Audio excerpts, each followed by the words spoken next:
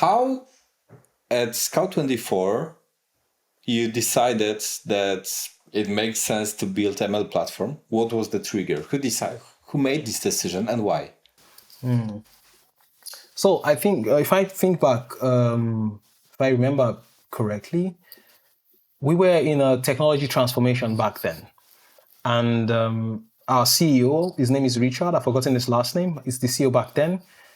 And in collaboration with other the technology leaders, realized that we can really speed up delivery to the customer. So application delivery, data delivery or data value delivery. So it was about DevOps transformation, really hinged on technology. And we looked at the value stream and we saw, applications have to go through XYZ before they get into the hands of customers, or features have to go through a couple of things before they get into the hands of customers.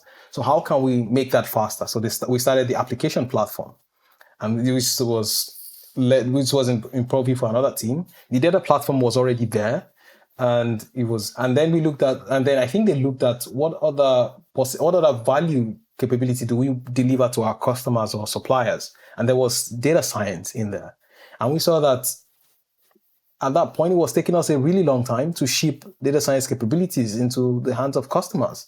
So his idea was, along with the other technology leaders, let's see if we come up with an AI platform, and if this helps us to speed up the delivery of data science capabilities or data science features or advanced analytic features into the hands of our customers. So there was then 3 platform pillars: application platform, data platform, and AI platform. And at that point, the data platform had no bandwidth to actually add ML or AI platform to what it was doing, because it was a lot. So we decided to break it out and say there is a dedicated AI platform, and then you have data scientists as internal customers, you have software engineers as your internal customers. Make it work for these people. And do you remember how many data scientists and software engineers who were doing something with ML models Scout24 had at the time? I think, if I can remember, I think about, let's say, data scientists, maybe 12 to 14. Okay. Software engineers, I cannot count. I think almost every team wanted to do something with machine learning. Almost everything. Okay. And did you have at that time already some ML models on production, or everybody wanted? We had some in production. We had some in the pipeline that should go into production. We had some that were being developed that was taking really long to get into production. And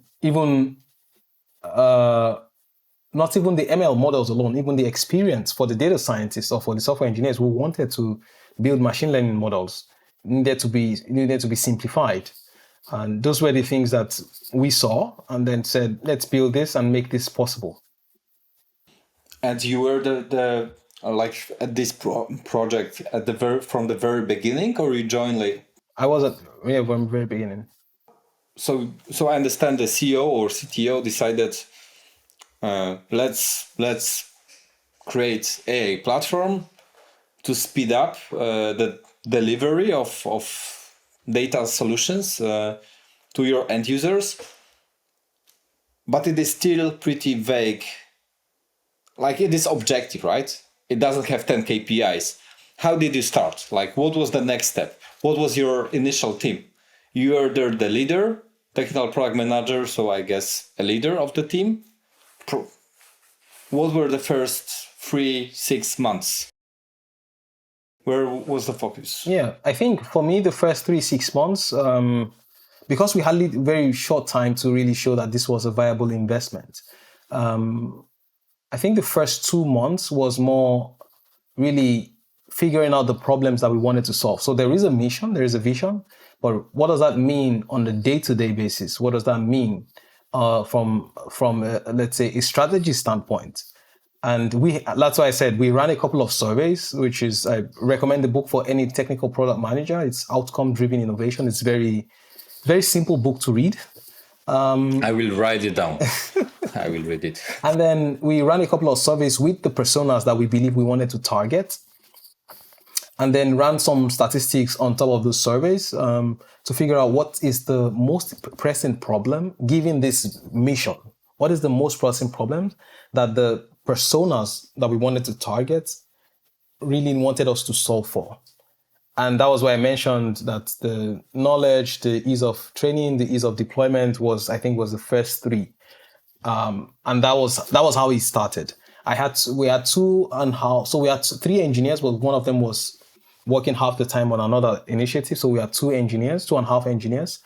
And all we could do was to focus on the most important problem. We had no opportunity to run around and say, let's solve for data quality first. Let's solve for this first. Let's solve for that first.